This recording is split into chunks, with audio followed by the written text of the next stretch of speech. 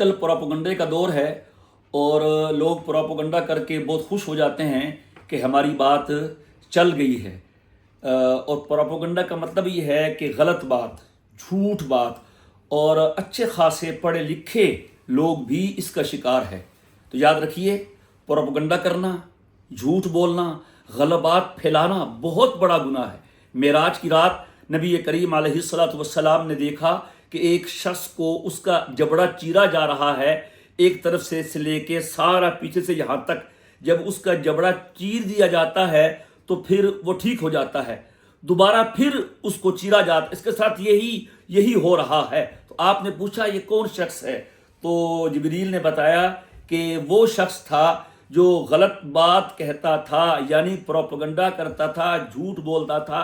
यबलुगुल आफाक, उसकी बात दुनिया में फैल जाती थी। तो इसलिए प्रोपेगेंडा करने वाले ये ज़हन में रखें, इसका वबाल बहुत सख्त है, दुनिया में भी और आखिरत में भी। हमेशा सच बात कहनी चाहिए।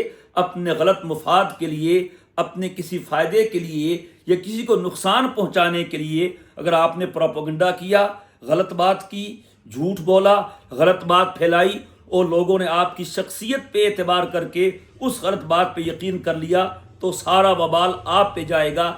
इसकी सज़ा आपको दुनिया में भी भुगतनी पड़ेगी और आखिरत में भी भुगतनी पड़ेगी। इस वास्ते अल हज़र, डरिए प्रोपेगेंडा करने से, गलत खबरें फैलाने से और झूठ बोलने से और आवाम में गलत बातें फैलाने से।